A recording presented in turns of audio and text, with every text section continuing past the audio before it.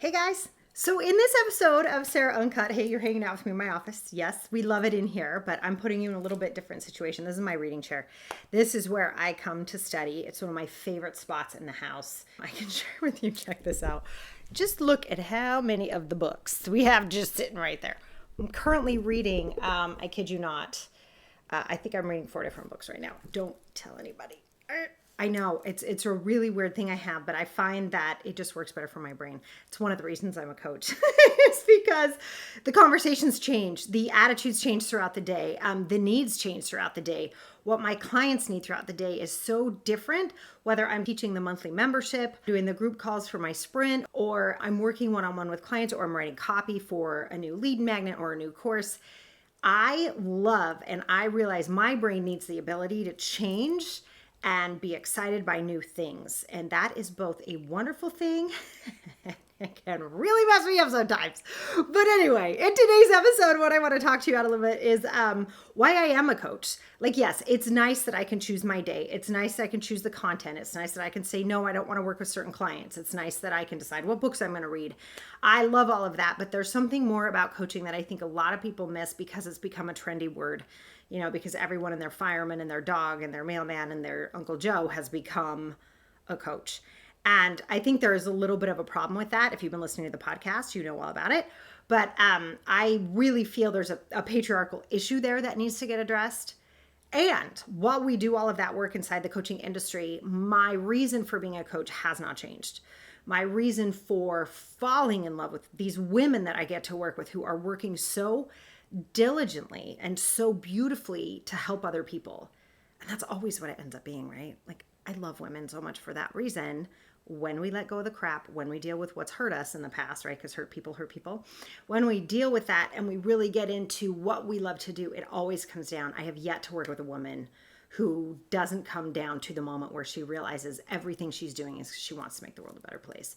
So that is one of the reasons I love being a coach. But when we come back from the intro, I'm going to tell you all about how this journey started for me, and it's a little bit earlier than you think.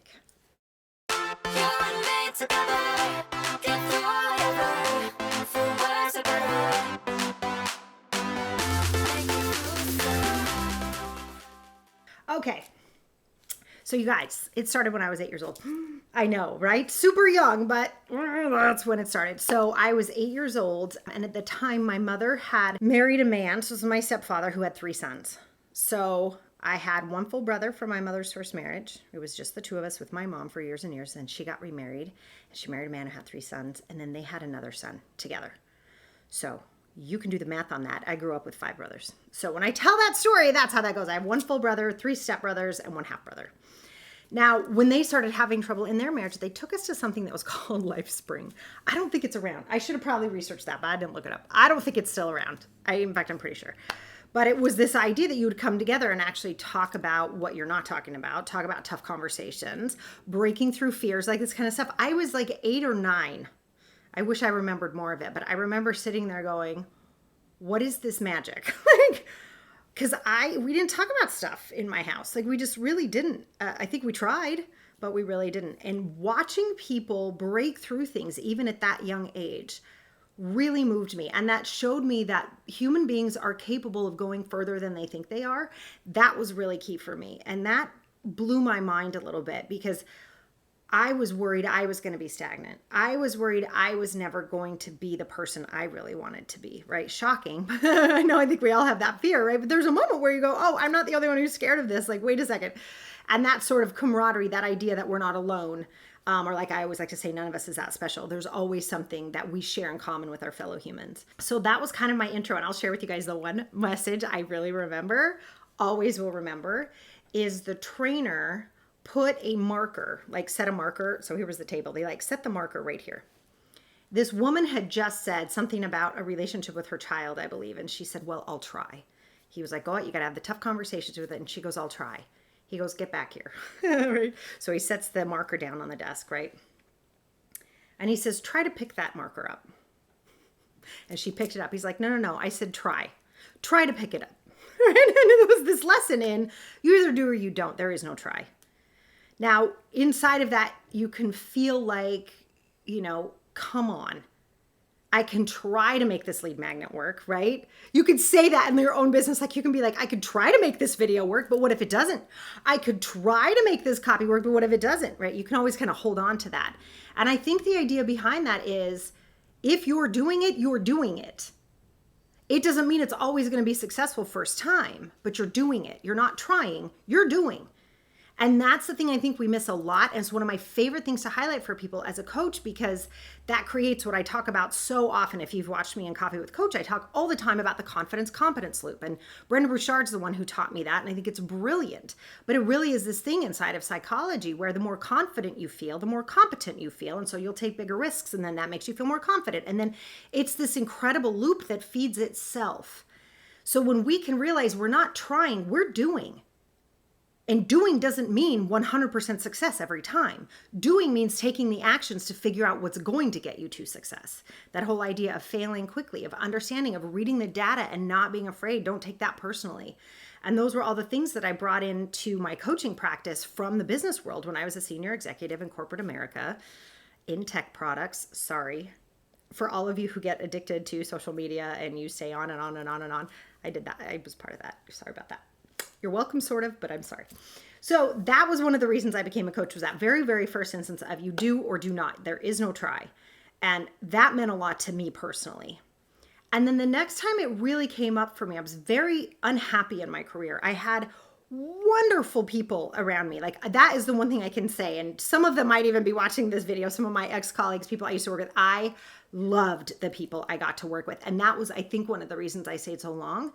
But you guys, every day, and I'm not exaggerating, I had this awesome glass office. It was a fishbowl, pretty, but I was like right in the middle, right? But I had this glass office so people could see if someone was in my office or not. And I kid you not, there would be people waiting outside my office door to come and talk to me who weren't even on my team. And what they were coming to talk to me about was, my boss isn't listening. How do I get promoted? How do I communicate this in a way? I'm having a really hard time with my coworkers and I don't know what to do. And I was like, I love these conversations. This is when people would pop and I'd be like, it is your responsibility to deal with your reputation. You have taught these people how to treat you this way. And it's going to be up to you to change the conversation without blame and without being righteous. And they were like, what? Some of the most amazing conversations. And then I'd watch them go out there and totally transform the entire team. And I was like, this is amazing. Like, this is so great, right? And then I would have to turn around and do my actual job after doing all that coaching. And I was like, I just want to do that part.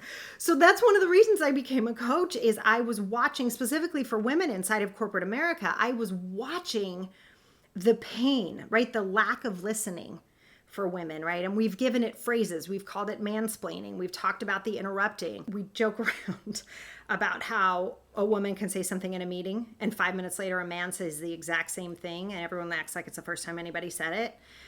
That sort of situation and communication. And then we have wonderful people like Sheryl Sandberg, whom I love and admire. And in her book, it was like it was our fault that we weren't leaning in more. It's like, wait a second, there's actually a dance being done here. And that conversation of the systemic sexism that we are all born into, and how do we work through that? And my passion for business, like understanding, why do people click on that button? Why does that SEO work and this one doesn't? Why did that video work and this one didn't? What happened inside this conversation? Where did it get twisted so that we lost the sale? What happened there when we knew we could help this person and they chose not to buy with us? They chose not to work with us.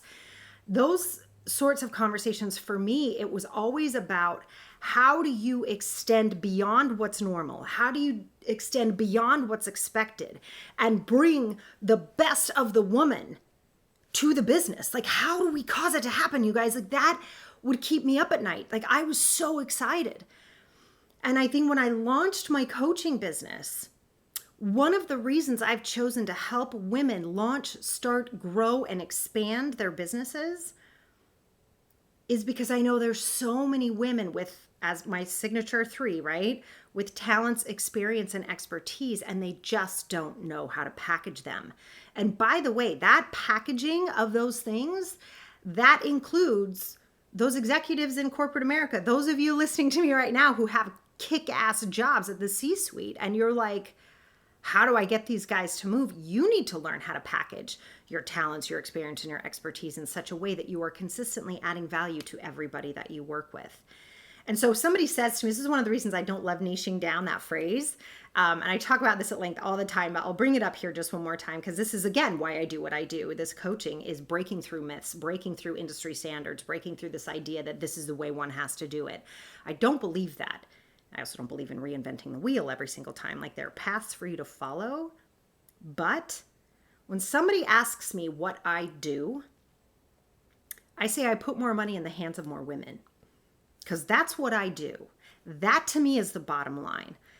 And I do that with women who are senior executives. I do that with women who are stay-at-home moms and now they want to work. I do that with women who just started a business and don't know how to grow it. And I do it with women who want to start businesses but don't know how. That to me, the same lessons apply across the board. Now, are there times I'll speak just to executives? You bet. Like, I get hired all the time to go in and coach senior executives. Why? Because the things they're up against, the confidence competence loop, dealing with influence, dealing with leadership, dealing with role modeling, dealing with productivity, dealing with self-esteem, dealing with lack of ideas, all those things, you guys, they carry through. So when I say I put more money in the hands of more women, it's all of those different things. And that's why I don't love niching down. I can actually help every single one of those categories. Now, what my industry means, by the way, just really quickly about niching down, is that when you create marketing copy or you create specific messaging, that you do that with one specific audience in mind. And that's correct. So I wouldn't talk about how to start your business when I'm talking to executives, right? Those will be two different marketing angles. Now, on the back end, I might end up teaching them very similar things because very similar skill sets apply and very similar fears and blocks and limiting beliefs will apply in both instances, right? But the marketing is going to be different because one woman really wants to start a business and doesn't know how. So there'll be a bit of coaching around that won't exist for the senior executive and vice versa. Yeah, I hope that's helpful for all of you coaches out there who are like, why do these people coach? To get an idea of there's so much more behind it. And I, for years, resisted calling myself a coach because I felt like it got cheesy. It was like, coach? Well, I'm not coaching a basketball team. Like, what the hell? And then I realized I'd always had coaches. I always have a coach. I was actually just talking to a woman who signed up for my sprint this morning and she's like, I don't always need a coach, but when I do. I go, oh, I always need one. I just do, because I love growing, because I love pushing the envelope. And, you know, somebody said to me once, we look at like the top athletes in the world, It's not like they get to the killer team, to the amazing endorsements, right? They get there and they stop and they fire all their coaches. Actually, that's when they get even more coaches. And I think there's something for us to learn there, that the bigger we get, the stronger we are, the more there is for us to come up against, and the more opportunity there is for us to get even better and even stronger and even more in sync with what we're actually here to do. All right. So I hope I answered your questions about why I'm a coach. I will say the absolute cherry on top for me was, yes, the moment in corporate America when people were coming in and talking to me. And then I was like, oh, I don't want to do this part of the job. I just want to do that part of the job. But the other piece for me was a life event. I was actually engaged to be married and I called it off. And that was one of the hardest things I think I've ever done in my life. Those of you that have gone through weddings, you know that, like, machinery, it's like the train takes off and you're like, wait for me, right? It just kind of takes on a life of its own, right? And I was like, but he's so great. I don't think I love him though. Help, right? It was one of those moments, and such a great guy, like an amazing human being. Just not my guy at the moment. And calling that off, I needed coaching. And I ended up taking a series of courses that really brought me back to me. Like, wait a second. I told my truth. I had to do what I had to do to have the best version of my life on this planet. So that sort of started the learning of it. And then I'd taken that next job where I was actually actively coaching people without calling it that. So that culmination of events is what led me to say, wait a second, I can take all of my business expertise, having been a senior executive in business, running these business plans, working on financial forecasts, understanding the taxes, understanding what it costs to hire somebody, what it costs to fire somebody. And I took all of that expertise and poured that into all of these incredible women who were like, I want more out of this life than what this structure, this set in structure, Mad Men from the 60s structure provides for me. And what it offers me, I want more. So that is why I became a coach. I hope you enjoyed today's Sarah Uncut. I do tend to meander. Sorry, but I hope you got to the main point. I love you guys. I really hope you're enjoying the series. I'm having so much fun creating it for you. Please do not forget to subscribe to my channel. I want you to know when things are coming out. I'm always doing my best to bring you guys more information, more tips, more tricks on how to be the most productive, most beautiful, most calm and centered version of yourself, because I know the world needs more women making more money. And I think deep down, you know that too. So click on that subscribe button and I'll see you next time.